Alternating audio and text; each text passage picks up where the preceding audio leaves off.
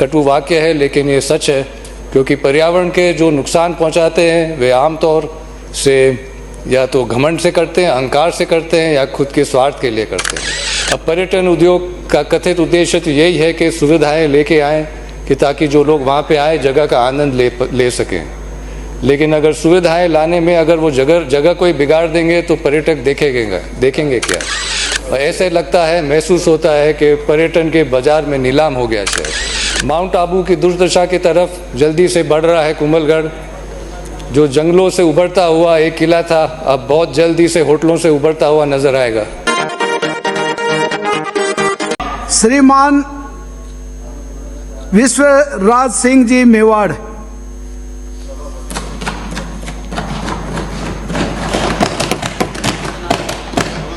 आपने मुझे मांग संख्या 45 में बात रखने की अनुमति दी, जिसके लिए आपको धन्यवाद।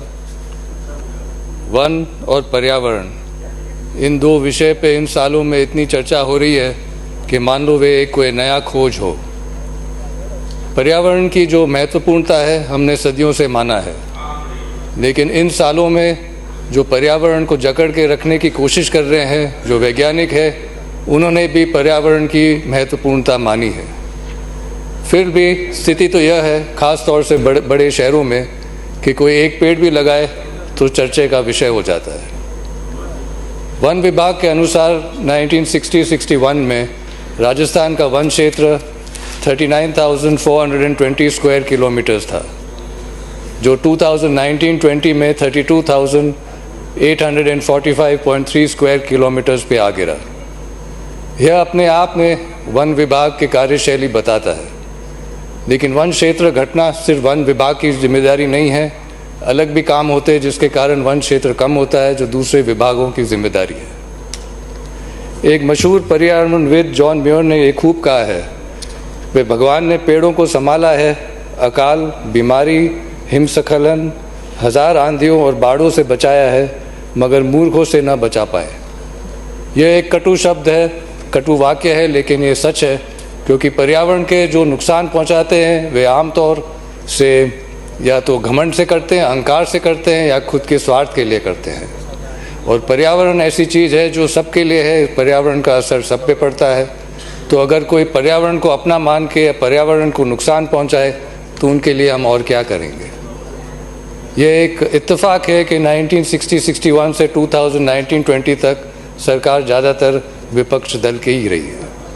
और हम सबको भी याद है या मालूम तो होगा कि 60-61 में बड़े शहरों में हरियाली थी और छोटे शहरों में पर्यावरण साफ था, लेकिन जो भी पर्यावरण के नीतियाँ थे वो तो कागज़ पे रह गए, जो हम आज भुगत रहे हैं। दुनिया भर में पर्यावरण के लिए नीतियाँ हैं जो दुनिया भर मानती है। ख़ास तौर से है कि हमको पर्यावरण के प्रति सावधानी दिखानी चाहिए, जहाँ नुकसान हो रहा है वहाँ बंद करें, नुकसान शुरू की जगह से बंद करें, जो नुकसान कर रहा है वही भरपाई करे, वही सुधार करे। और एकीकरण का सिद्धांत कि पर्यावरण कोई एक विभाग की जिम्मेदारी नहीं है, सब विभागों को साथ में मिल के पर्यावरण संभालना है।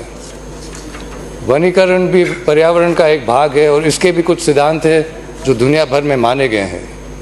एक कि जहाँ हरियाली हो, जहाँ जंगल का ज़्यादा नुकसान ना हो, वहीं से शुरू करें। जो स्थानीय लोग हों उनको साथ में लेके चलें। वनीकरण के साथ और भी उद्देश्य जोड़ें, जैसे कि कार्बन फुटप्रिंट घटाना या दूसरे पक्षी जानवरों को, पौधों को संभालना। आप जिस जगह पे शुरू करते हैं वहाँ पे ध्यान रखें, अगर जंगलों के बीच में करेंगे तो बेहतर होगा, जंगल जोड़ पाएंगे। आप जो पेड़ लगा रहे हैं प्रकृति के अनुसार लगाएं, वहीं के पेड़ लगाएं, बाहर से पेड़ न लाएं। अगर आपको अलग अलग पेड़ चाहिए तो भी वहीं के पेड़ लगाएं। जिन पेड़ों पे ज़्यादा ध्यान रखना पड़े वैसे पेड़ न लगाएं। आप ध्यान रखें कि जो बीज है, जो पौधे हैं वो कमज़ोर ना हो। पहले छोटी जगह में शुरू करें, सफलता हो तो बड़ी जगह पे जाएं। और अंत में जो वनीकरण के साथ दूसरे लाभ भी जोड़ें, जैसे जो वन से जो उत्पन्न होते हैं या जो कार्बन क्रेडिट है। तो ये अब की बार जो है, जो राजस्थान सरकार की जो बजट है, ये पहला ग्रीन बजट है। और ग्रीन बजट का एक उद्देश्य तो है कि पर्यावरण को संभालना। एंड जो लोग जो पर्यावरण के प्रति काम करते हैं उनके लिए भी लाभदायक योजनाएं हैं। और अगर हम ये सब सिद्धांत ध्यान में रखते हुए काम करें तो सफलता क्यों न प्राप्त हो। लेकिन पिछले कुछ दशकों की अगर हम बात देखें तो ख़ास तौर से दो ऐसे सिद्धांत हैं जिसके ऊपर किसी का ध्यान नहीं जा रहा है। वो एक बात तो है कि जहाँ हरियाली है, जहाँ जंगल है, सबसे ज़्यादा नुकसान वहीं से हो रहा है। और दूसरी बात है एकीकरण का नुकसान। आज हम देख रहे हैं कि बहुत नुकसान हो रहा है हमारे नया उद्योग पर्यटन उद्योग से। अब पर्यटन उद्योग का कथित उद्देश्य तो यही है कि सुविधाएं लेके आएँ कि ताकि जो लोग वहाँ पे आए जगह का आनंद ले सकें। लेकिन अगर सुविधाएं लाने में अगर वो जगह कोई बिगाड़ देंगे तो पर्यटक देखेंगे क्या। तो ऐसे कई बार लगता है कि जो पर्यटन के उद्योग है उनका मकसद और उनके उद्देश्य शायद कुछ और भी हो सकते हैं। आप खुद अंदाज़ लगाएं इन उदाहरण से। आप उदयपुर को देखोगे तो जो जाना जाता था अपने तालाबों के लिए, अपने बगीचों के लिए, आज आप मुझे एक साफ तालाब बताएं, एक बगीचा बताएं। जो शहर के वासी हैं वो तालाब के पानी से दूर हो रहे हैं, तो पर्यटक क्या आनंद लेंगे।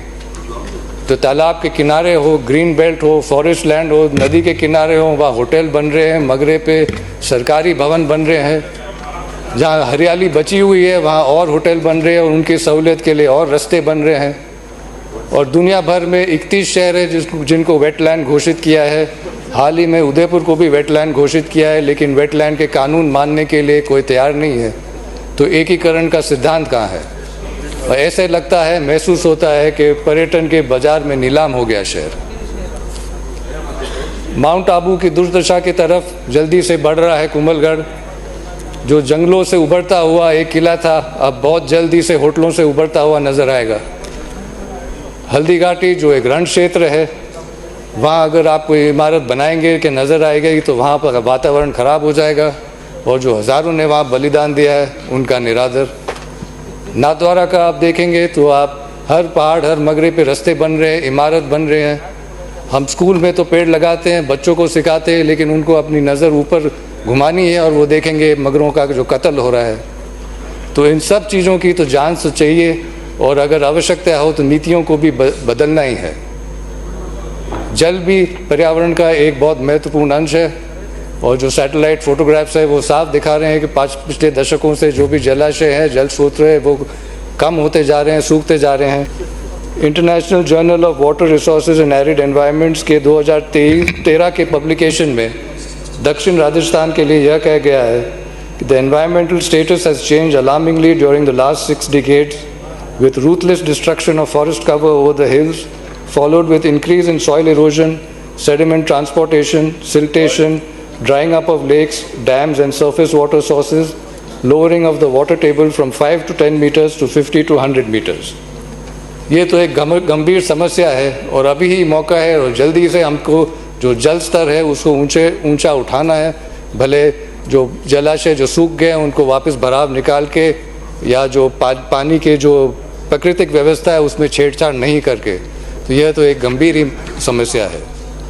और जहाँ तक पर्यावरण की तरफ हमारी तो जिम्मेदारी है, एक जो है एक मूल अमेरिकन जो वहाँ के आप कह सकते हो आदिवासी या जनजाति, उन्होंने कहा है कि धरती जो है हमने अपने पुरखों से विरासत में नहीं मिली है, हमने इसको हमारे बच्चों के लिए उधार पे लिया है। और यह एक ऐसा उधार है जो कहीं बजट में नज़र नहीं आएगा, और इसको चुकाना सबसे महत्वपूर्ण और सबसे महंगा पड़ने वाला है। और जहाँ तक वन विभाग के जो आंकड़े हैं कि इतना क्षेत्र वन विभाग का है, आप इस उदाहरण से और आप अंदाज़ लगा दें कि नाथद्वारा क्षेत्र में 1970 में 50 बीघा ज़मीन चारगाह से बिला नाम कर दी गई, नाथद्वारा नगर पालिका को सौंपी थी। 1973 में 765 बीघा और 16 बिस्वा ज़मीन को वन विभाग को दे दिया गया, और 1983 में 10 साल बाद इसका हस्तांतरण हुआ और इस ज़मीन में शुरू के 50 बीघा भी शामिल कर दिए गए। जो है मैं मुख्यमंत्री जी से और वन और पर्यावरण मंत्री जी से आग्रह करता हूं कि आप जो है शासन के जो संवेदनशीलता है उससे आप प्रशासन की जो गलती है वो प्रशासन से सुधारें, ताकि लोगों को अपना हक मिल सके। 1970 से 2025 ये कोई कम समय नहीं है। और अंत में मैं ये भी कहना चाहता हूँ कि अगर वन विभाग के आंकड़े सही है तब भी यह पूरे राजस्थान क्षेत्र का 10वां भाग भी नहीं है, जो अपने आप में एक खतरे की घंटी है।